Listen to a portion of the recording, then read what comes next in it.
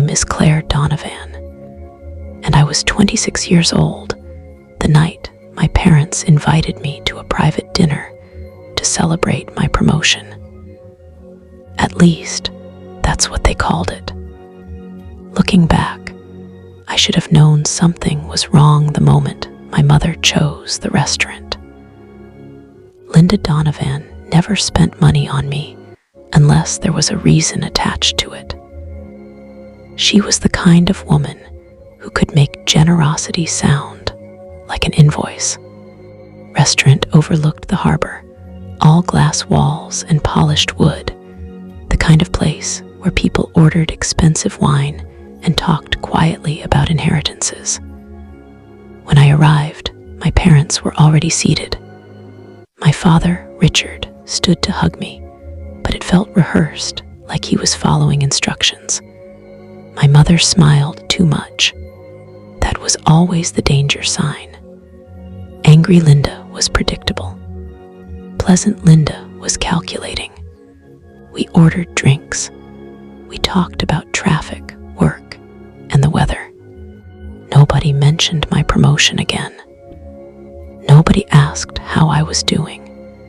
It felt less like a celebration and more like a meeting waiting for permission to begin. I spent most of my childhood learning how to read rooms because nobody in my family ever said what they meant. They communicated through omissions, through who got invited and who didn't, through gifts that arrived with invisible strings attached. By the time I was 10, I understood that my cousin Ethan was the favorite. Ethan got birthday parties with magicians and rented arcade rooms. I got grocery store cupcakes and practical socks. Whenever I asked why things were different, my Aunt Karen would laugh and tell me not to be sensitive. Family isn't about keeping score, Claire. Funny how people only say that when they're the ones winning. The truth was that I spent my entire childhood trying to earn a place that everyone else received automatically. I studied harder. I complained less. I became useful. Useful children don't get abandoned, or at least that's what I told myself. When I turned 18, I left home with 2 suitcases, a scholarship, and exactly $300 in my bank account. Nobody cried when I left.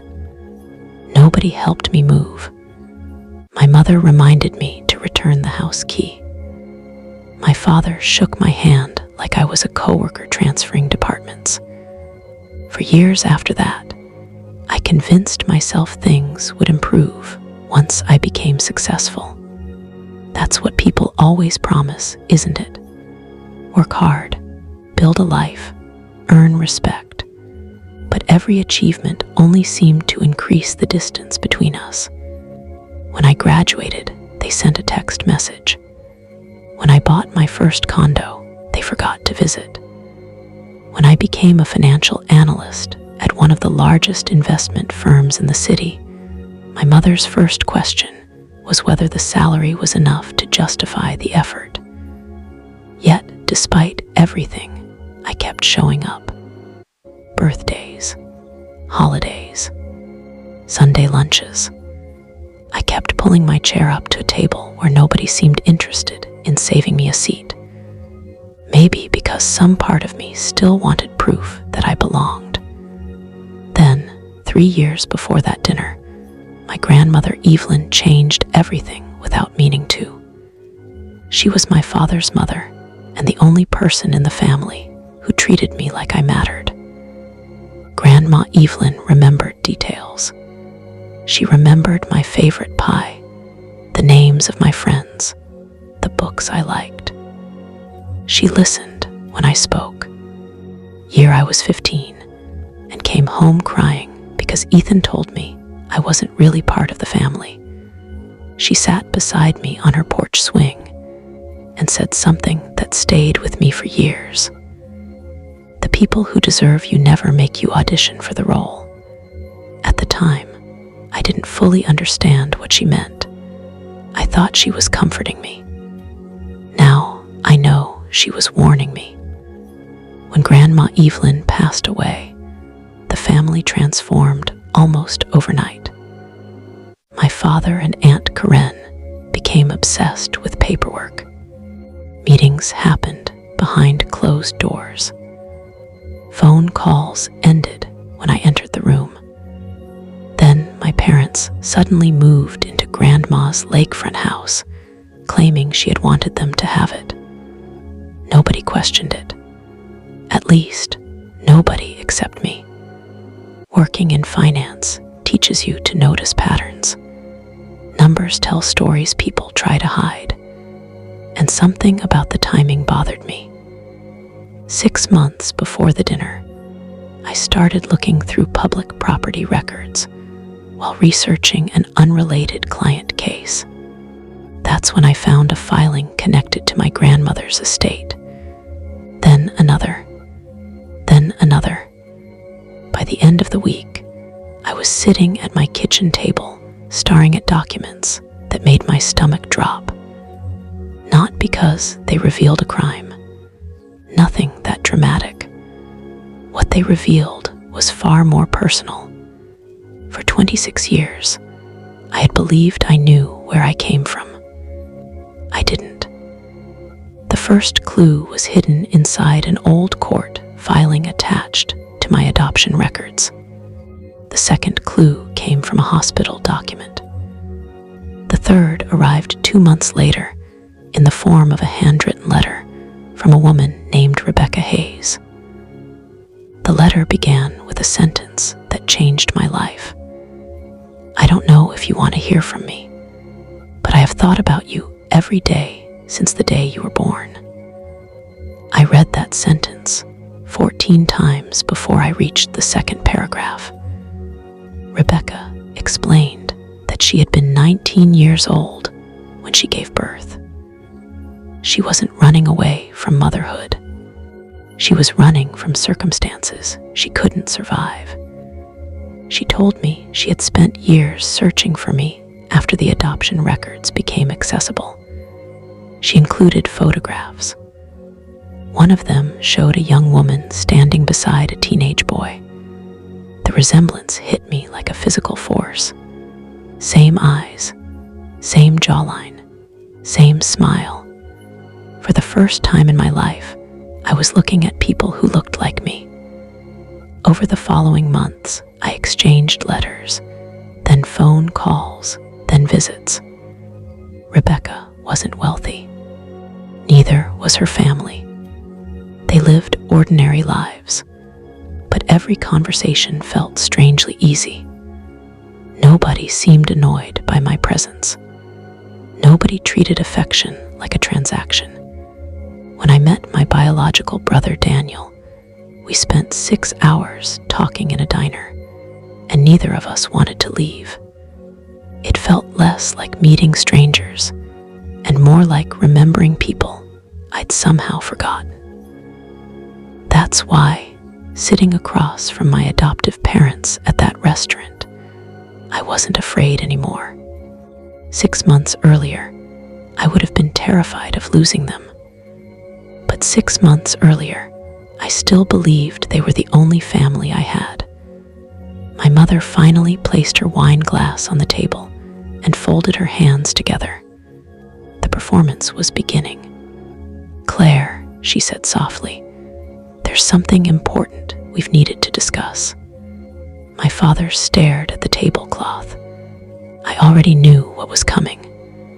What I didn't know was how cruel they intended to be about it. "You were adopted," my mother said. Then she waited. She expected shock, tears, questions. Instead, I simply nodded once. Her smile faltered, only for a second, but I saw it. My father shifted uncomfortably. "We assumed you'd figure it out eventually," he added. The timing felt appropriate now, appropriate. As though they were discussing retirement plans, I said nothing. Silence unsettles people who expect control. My mother leaned forward. "The truth is, Claire, we didn't adopt you because we desperately wanted a child." There it was, the knife, carefully sharpened, carefully aimed. At the time, there were financial incentives, certain family expectations. It made sense for us, made sense. Not loved, not wanted, not chosen, just practical. She continued talking, but I barely heard the rest. Not because her words hurt, because suddenly they didn't. For years, I had wondered what was wrong with me, why I always felt tolerated instead of cherished, why every kindness arrived with conditions attached. Across that table, my mother was finally giving me the answer. It had never been about me. It had always been about her. Then my father reached into a leather portfolio and slid several documents across the white tablecloth. "We've updated our estate plans," he said.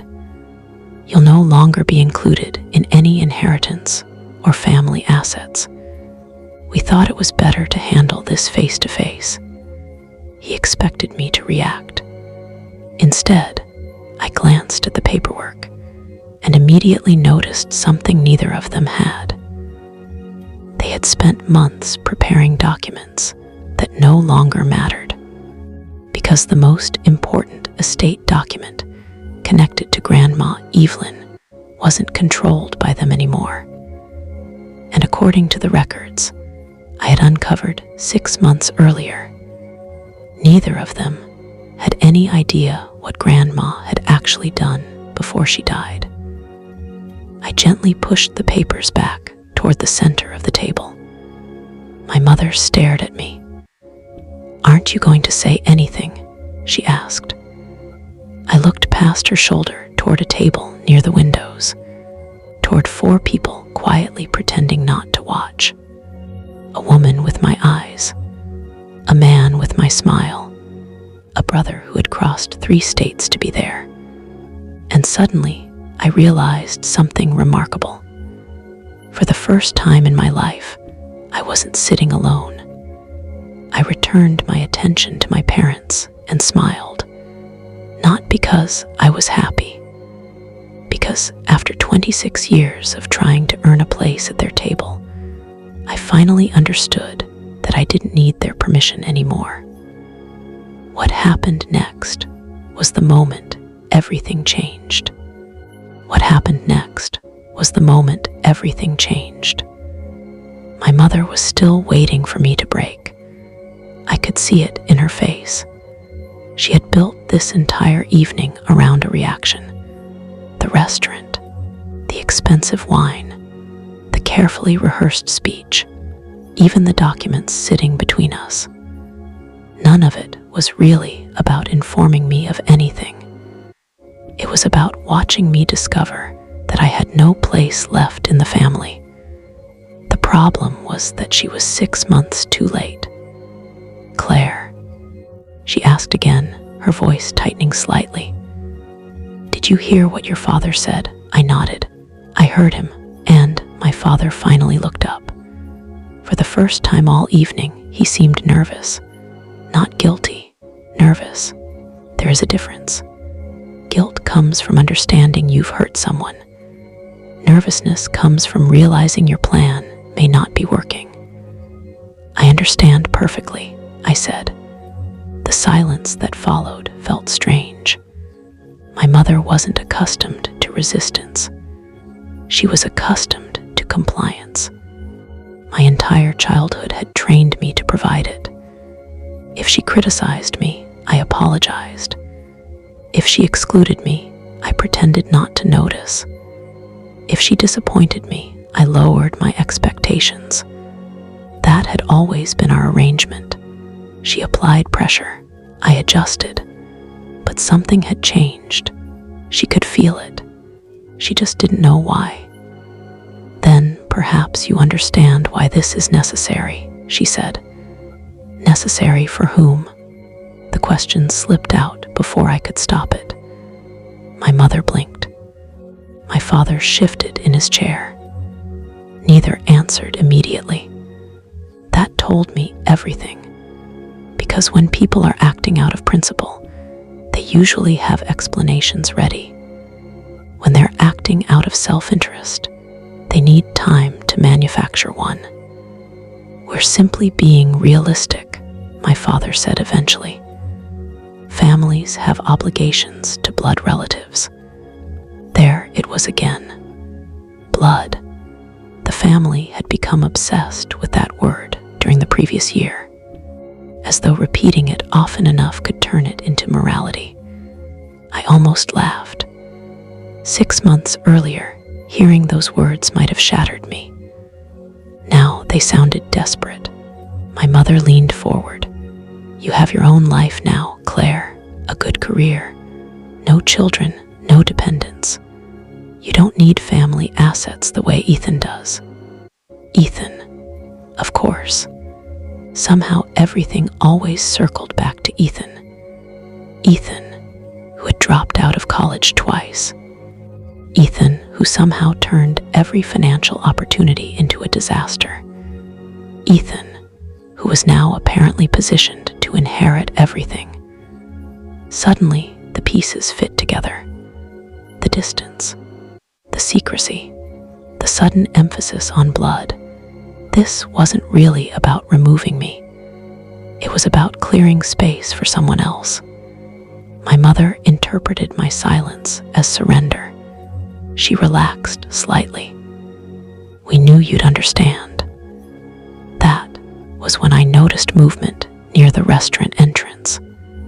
A man in a navy blazer had just walked inside, carrying a leather briefcase. My heartbeat remained steady, but a small part of me smiled. Right on time. The man spoke briefly with the hostess before scanning the dining room.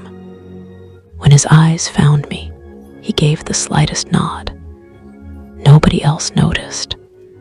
My parents were too busy congratulating themselves. The truth is, I hadn't spent the previous 6 months preparing for a confrontation. I had spent 6 months preparing for clarity. After discovering the estate documents connected to my grandmother, I hired an independent attorney named Michael Grant. Not because I intended to fight anyone. I simply wanted the truth. Grandma Evelyn had always been careful. She planned everything. She labeled boxes, organized files, paid bills weeks early, yet the documents surrounding her estate looked incomplete. Important records were missing. Transfers didn't align with her previous financial behavior. Something felt wrong. Michael thought so too. Together, we began tracing the paper trail. What we discovered surprised both of us. 3 months before her death, Grandma Evelyn had quietly amended several estate directives. Not publicly, not dramatically, quietly. The way she did everything important. More importantly, she had left instructions that were only activated under specific circumstances. Instructions nobody else in the family appeared to know existed, including my parents. Across the table, my mother was still speaking. And honestly, Claire, we think this arrangement is fair. Fair. Such an interesting word. People rarely use it when something is actually fair. They use it when they're trying to convince themselves. I glanced toward the entrance again. Michael was now seated at the bar, pretending to review emails on his phone. My mother followed my gaze. Are you listening? She asked sharply. Yes.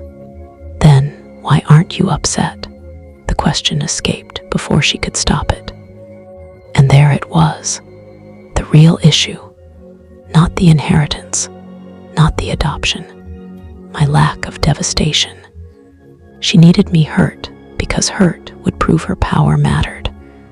I looked at her carefully. For the first time in my life, I saw her without the filter of obligation. She wasn't a giant anymore. She wasn't even particularly frightening. She was simply a woman who had spent decades measuring human relationships in terms of usefulness. And now she was discovering that utility isn't the same thing as loyalty. Maybe because this isn't the worst thing that's happened to me, I said quietly.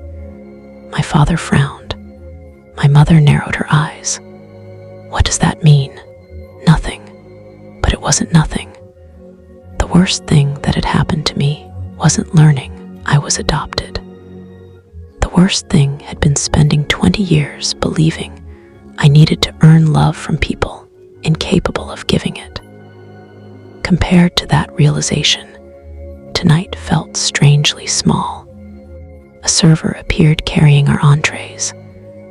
Nobody touched them.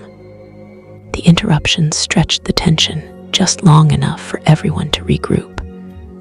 When the server left, my father cleared his throat. There's another matter. Of course there was. There is always another matter when people save their honesty for special occasions. He removed a second document from the portfolio. We're also requesting that you sign this acknowledgement. I took the paper. One glance told me what it was. A statement confirming I had been informed of the estate changes and would not contest them. My mother watched me closely. It's merely procedural. Another favorite word of people trying to disguise intention as necessity. I set the document beside my water glass. Unsigned. My mother frowned. You aren't signing. Not tonight. Why not? Because your attorney made 3 mistakes on the first page. Because the language is sloppy. Because the document protects you more than it protects me. Because I know things you don't know. Instead, I simply smiled. Because I don't need to. My mother's jaw tightened. My father suddenly looked worried. Genuine worry this time. He was beginning to sense the imbalance. Not understanding it, just sensing it. Then something unexpected happened. A familiar voice interrupted from behind my mother's chair. Actually, she's right. Every head at the table turned. Michael stood beside us, holding his briefcase. My mother's expression shifted from irritation to confusion. My father looked like someone had switched off the lights. Michael smiled politely. Sorry to interrupt. Claire asked me to join if certain topics came up this evening. The color drained from my father's face. My mother stared. And who exactly are you? Michael Grant, attorney. The word landed like a dropped plate. Nobody spoke. Michael remained calm. I wouldn't normally intrude on a family dinner, he said. But since estate matters are being discussed, Claire thought professional representation might be appropriate. My mother looked as though she'd bitten into glass. My father's hands tightened around his portfolio. For the first time all evening, they were the ones feeling unprepared. And we were only getting started, because Michael wasn't here for an argument. He was here because 3 weeks earlier, we had finally uncovered the final document in Grandma Evelyn's estate file. The one hidden behind layers of trust records and delayed disclosures. The one document that changed everything. My parents believed they controlled the ending of this story. They believed they were delivering the final verdict. What they didn't realize was that the actual verdict had been written by Grandma Evelyn nearly a year before her death. And according to that document, tonight wasn't the end of anything. It was the beginning. My mother recovered first. Whatever this is, she said coldly, it's unnecessary. Michael smiled. That depends entirely on what's in your possession and what isn't. My father's face went completely still. That's when I knew he understood. Not everything, but enough. Enough to realize there was a conversation he should have had years ago. Enough to realize that somewhere inside Grandma Evelyn's carefully organized world, there had been one final surprise waiting for all of us. And unlike the surprise my parents planned tonight, this one had never been intended to hurt anyone. It had been intended to protect someone. Me.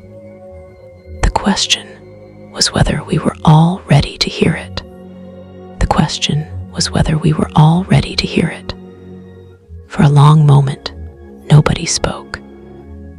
The sounds of the restaurant seemed strangely distant, as though our table existed inside its own separate world. My mother sat perfectly still. My father stared at Michael. I watched both of them and realized something I never had before. They genuinely believed they were in control, not because they were smarter than everyone else, because nobody had ever challenged them. People become very confident when they spend years mistaking compliance for agreement.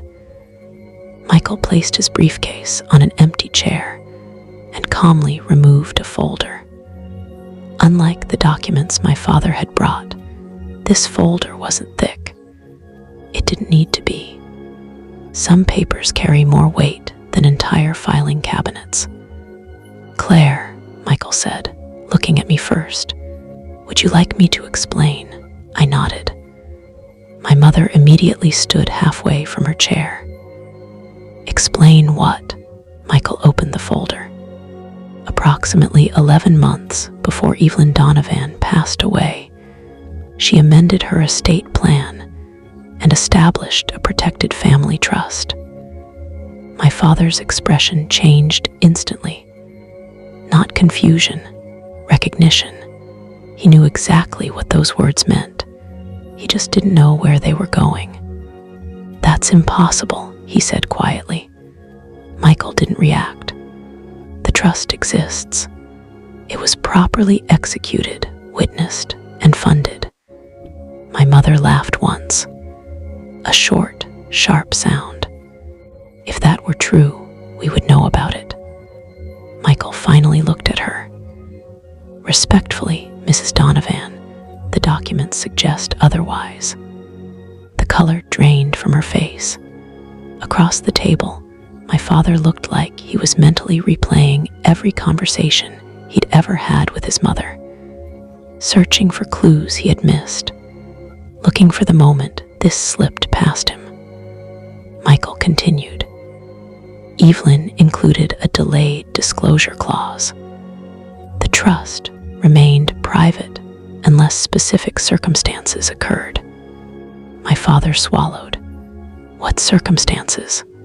Michael didn't answer immediately. Instead, he removed a single page and slid it across the table. The removal or attempted removal of Claire Donovan from family inheritance on the basis of adoption status. Silence. Absolute silence. Even the air felt different. My mother stared at the page. My father stared at the page. I stared at neither of them because I already knew what it said. 6 months earlier, when Michael found it, I had sat alone in my condo and cried for almost an hour. Not because of the money, because of the sentence written in my grandmother's own handwriting at the bottom of the document. She knew. Somehow, long before any of this happened, Grandma Evelyn knew exactly what kind of conversation would eventually take place. Michael cleared his throat. The trust contains a letter from Evelyn. Her instructions were explicit.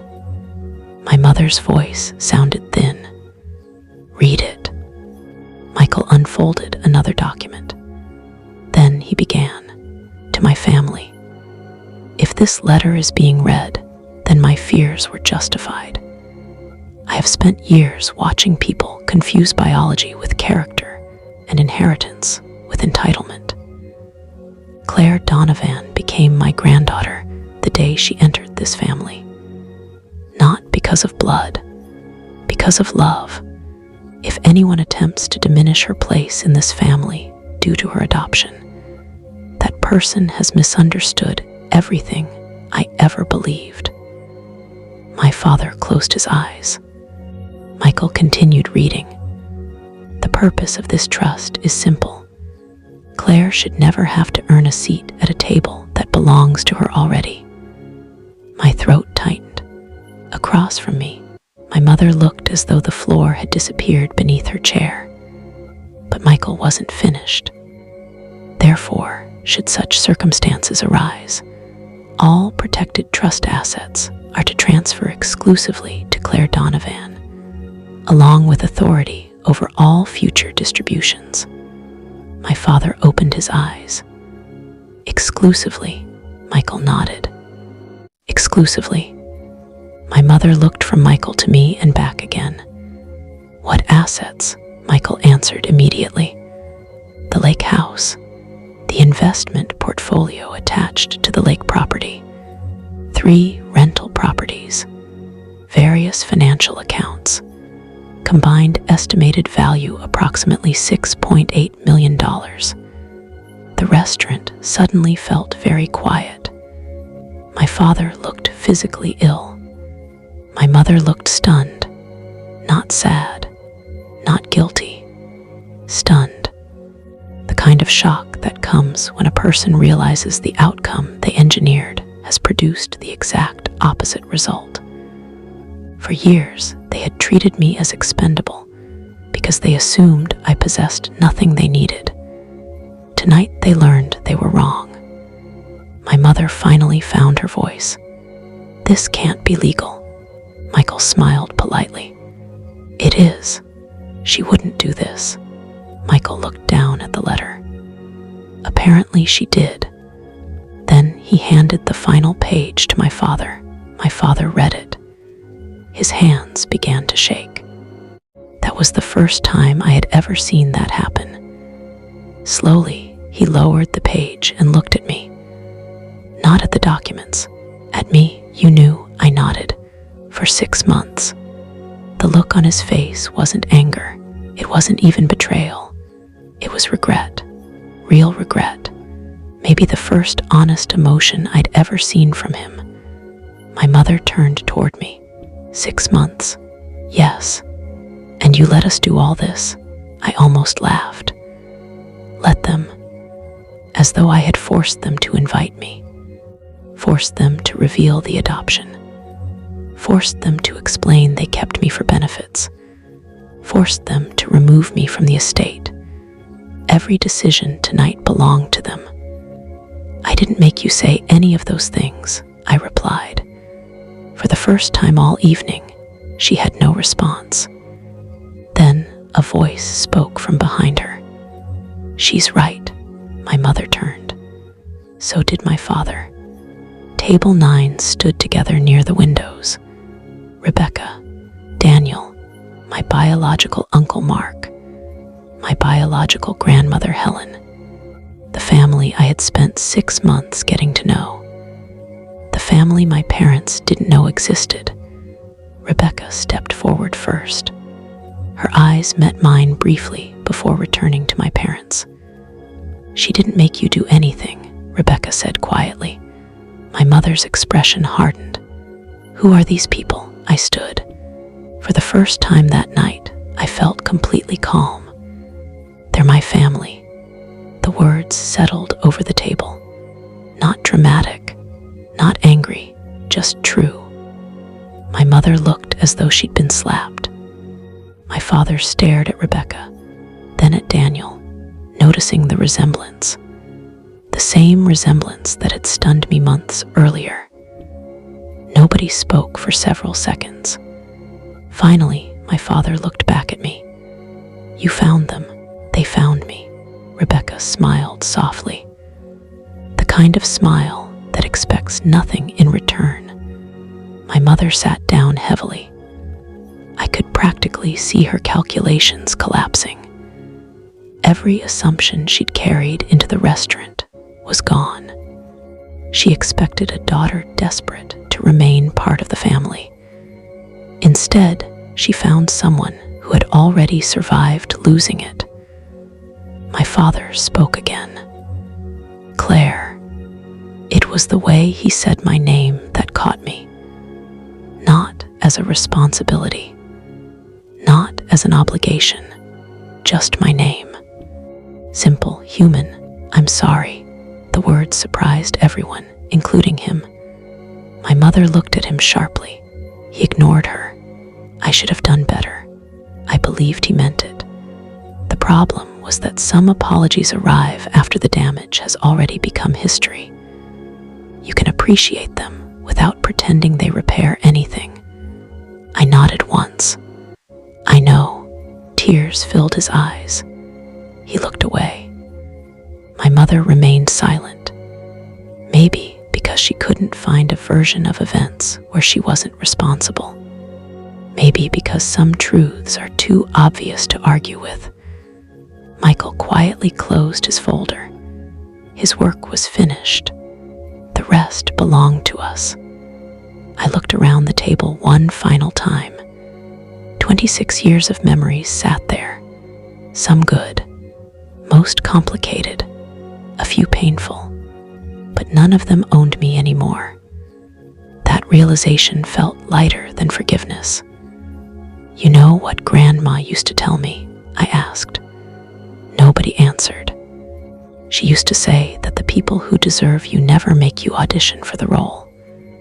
My father lowered his head. My mother stared at the tablecloth. Across the room, Rebecca smiled through tears. And suddenly, I understood what my grandmother had spent years trying to teach me. Family isn't proven by paperwork. It isn't proven by DNA. It isn't proven by inheritance. Family is revealed by what people do when there is nothing left to gain. My parents had shown me who they were. So had Grandma Evelyn. So had Rebecca. So had Daniel. The difference was impossible to ignore now. I picked up my coat. The dinner was over. Claire, my father said softly. I stopped. Yes, he looked like he wanted to ask for another chance. Maybe he did, but he didn't. Instead, he simply nodded. Take care of yourself. I smiled gently. I plan to. Then I walked away from the table.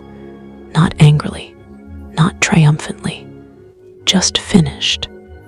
Rebecca and the others joined me near the exit. Nobody rushed to fill the silence. We simply walked together toward the parking lot. Outside, the harbor lights reflected across the water. Daniel nudged my shoulder. So, he said, does this officially count as the worst family dinner ever? I laughed for the first time all night. A real laugh. The kind that comes from relief. Top 3, at least. Everyone laughed. Even Rebecca. And standing there beneath the lights, surrounded by people who wanted nothing from me except my company, I finally understood something that had taken 26 years to learn. Some people spend their lives trying to stay where they aren't wanted. Others find the courage to leave. The lucky ones discover that leaving creates space for the people who were looking for them all along. My parents gave me a name. My grandmother gave me protection. But that night, walking away from the restaurant, I gave myself something none of them could ever take back. Permission to stop earning love and start accepting it. And 6 years later, that's still the most valuable inheritance I received. If you enjoyed this story, please take a moment to like this video, subscribe to the channel, and turn on notifications for more powerful family stories. Also, let us know in the comments what you thought about this story and where you're watching from. Your support really helps the channel grow. Thanks for watching, and we'll see you in the next story.